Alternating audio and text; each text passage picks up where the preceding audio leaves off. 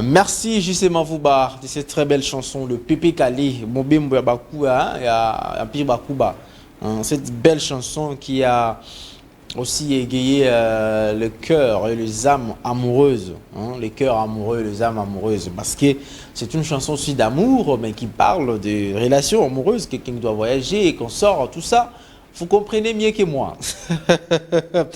Alors, nous allons prendre la rubrique paysage culturel. Cette rubrique, nous n'en parlons pas seulement des activités culturelles sous le plan musique et tout le consort, mais la culture aussi, dans son fait fond, dans nos comportements, dans notre vie.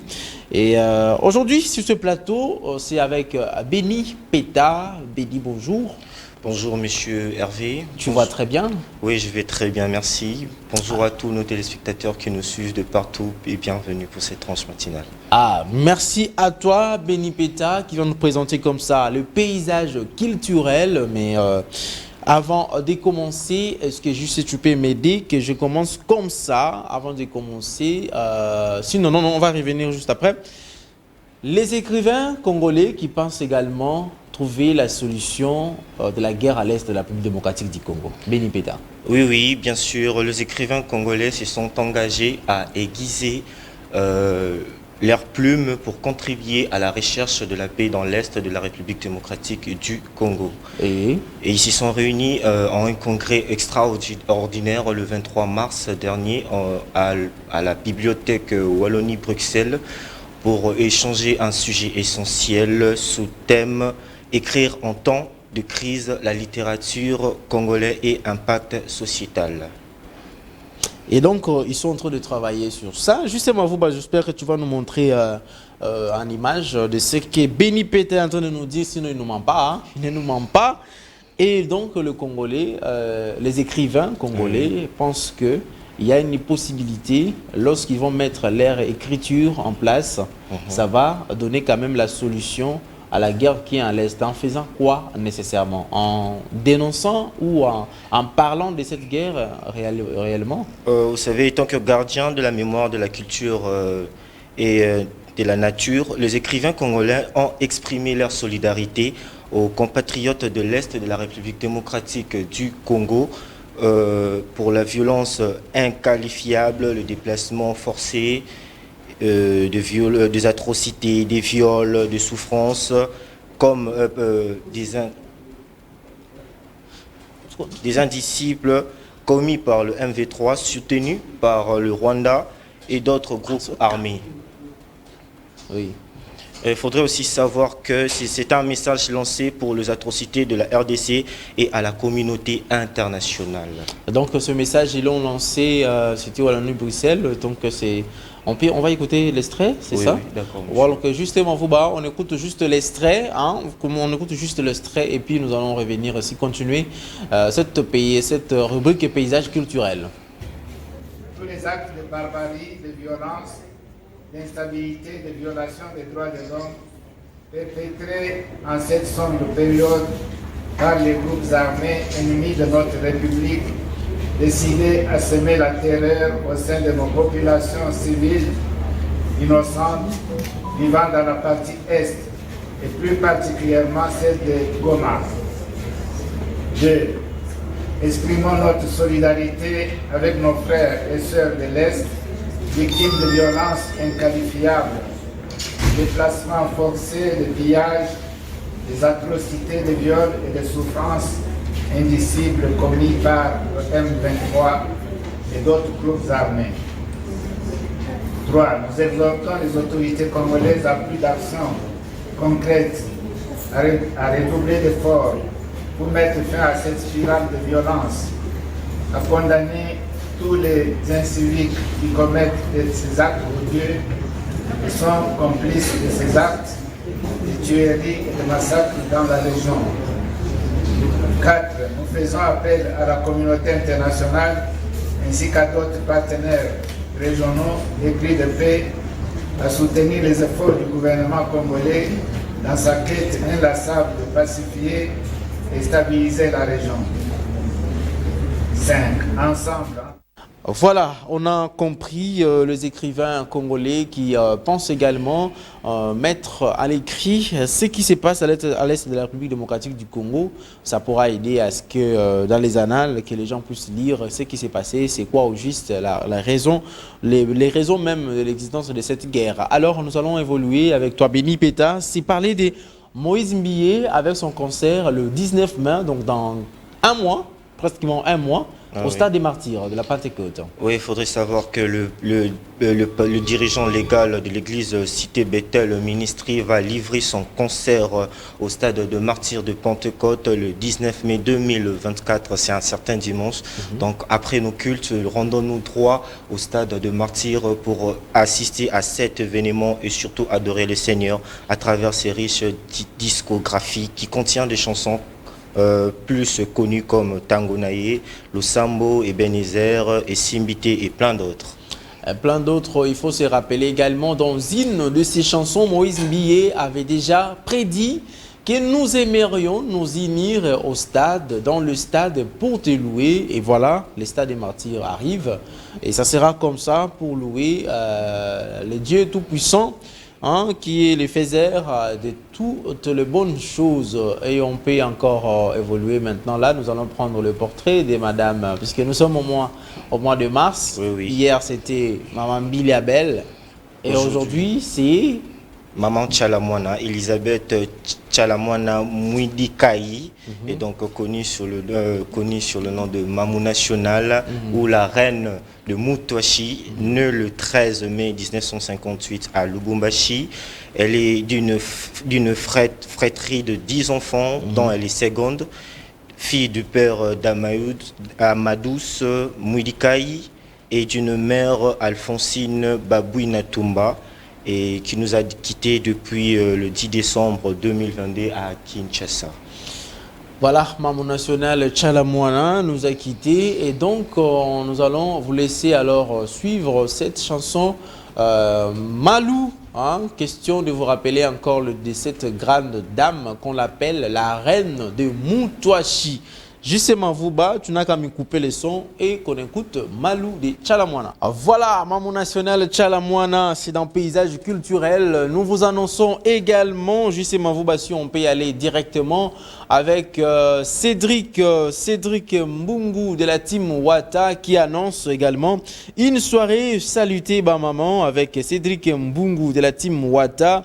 Au Longe Bar, Mirage sur l'avenue Boyera, numéro 25, quartier Matongé de la commune de Kalamou, référence paroisse Saint-Joseph. Donc il sera là-bas face pour clôturer ces mois de mars. Ça sera le 29 mars déjà, c'est à partir de 16 h. Donc, pour clôturer ces mois de mars en beauté, Cédric Mbungu de la team Wata. Il est toujours artiste et musicien de la team Wata. Et d'ailleurs, il sera ici demain avec nous. Il va nous parler de cette soirée qui est déjà fixée pour vendredi.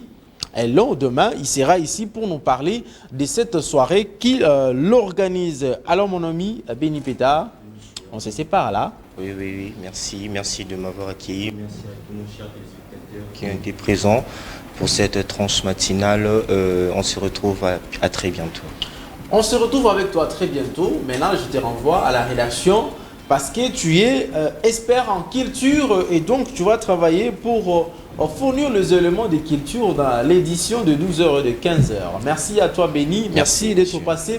JC Mavouba, on va juste prendre une transition aux réseaux sociaux et nous allons recevoir le monsieur des sports qui va venir ici nous parler de quoi il nous a réservé pour le sport. On y va avec cette transition. Voilà, déjà des retours sur ce plateau. Nous sommes là avec Aaron Matondo pour nous parler des sports. Il va nous parler des sports. Aaron, bonjour. Bonjour Hervé, bonjour à tous les téléspectateurs de PS Télévision. C'est toujours un grand plaisir pour moi de venir vous parler du sport parce que c'est le bien-être. Le bien-être parce qu'il faut également faire le sport chaque matin. Vous n'allez pas grossir bizarrement. vous n'aurez pas non plus de problème de rein, parce que si vous pratiquez des activités sportives ou physiques chaque matin, ça peut également vous aider, même le soir, hein, également ça peut vous aider. Alors, au menu, on prend quoi aujourd'hui? Oui, Hervé, aujourd'hui j'ai amené 2 informations concernant le sport. L'actualité sportive, c'est la Coupe d'Afrique des Nations de la lutte Égypte 2024, faute de moyens. La République démocratique du Congo ne sera pas représentée dans la plus grande messe de la lutte africaine selon la direction technique de la lutte, le ministre des Sports, François-Claude Mouanakabulo, aurait signé l'ordre d'émission en retard. Le championnat africain de 2024 de la spécialité s'était déroulé du 18 au 19 mars dernier en Égypte, précisément en Alexandrie. Bernard Bassoupi, directeur technique, a déclaré ceci: l'ordre de mission a été signé en retard par le ministre des Sports. Il a signé juste après son retour du Ghana, à Accra, là où s'est déroulé le 13e jeu africain. Or, cet ordre de mission devait suivre les circuits normaux dans différents ministères pour le décaissement de fonds. La date de la compétition a été bien connue d'avance par le ministre des Sports, a-t-il déclaré. Donc, cette compétition devait servir à la qualification de Jeux olympiques qui vont se tenir à Paris en 2024. Énorme déception pour la lutte congolaise. Donc, il faut signaler que le lutteurs ne seront pas au JO de 2024 à France. Donc, malheureusement, mais d'autres disciplines seront là. Mais quoi d'autre aujourd'hui pour qu'on termine? Oui, aussi le basketball. Dans le basket, 2025 sera l'année du championnat africain de basket. Sur ce, le Léopard déjà au travail pour préparer la phase qualificative prévue au mois de novembre de l'année en cours. La République démocratique du Congo se trouve dans le pool A avec le Soudan, le Mali et aussi le vainqueur de la rencontre Île-Maurice Comores sera le 4e membre de ce groupe. Les 3 premières équipes à se qualifier vont s'offrir une place pour le FIBA Afro-Basket 2025. Le sélectionneur de Léopard Basket, M. Pierrot Ilunga, interrogé sur ces sujets, il a déclaré que les impressions sont toujours bonnes, surtout quand on reçoit des joueurs de très haut niveau et quand on s'associe avec des joueurs locaux ayant également un très bon niveau, on trouve toujours du bon résultat. En tout cas, je suis très satisfait, a-t-il déclaré. Rappelons que le Léopard Basket ont été champions d'Afrique en 2019. Alors, espérons pour eux qu'ils vont encore répéter cet exploit, cette fois-ci en 2024. Voilà un peu ce matin ce que nous pouvons retenir de l'actualité sportive ici en République démocratique du Congo. Et voilà, c'est ce que je pouvais vous offrir à vous, les amoureux du sport, ce matin, comme information. Merci à toi, Aaron Matondo. Aaron Matondo, désormais, vous allez vous habituer et les voir chaque fois en train de nous présenter cette rubrique sportive dans cette tranche matinale. Namasté, mesdames, messieurs. Donc, je me sépare avec toi, Aaron. Rendez-vous déjà demain pour d'autres actualités sportives et surtout d'autres disciplines sportives. Merci beaucoup, Hervé. Merci à nos chers téléspectateurs. Alors voilà, on continue la tranche matinale avant de prendre notre deuxième invité et aussi avant de prendre l'humour. Je vais vous proposer d'abord une chanson. Comme ça, nous allons encore un peu nous détendre en dansant un tout petit peu et nous allons revenir sur ce plateau pour continuer notre tranche matinale. Namasté.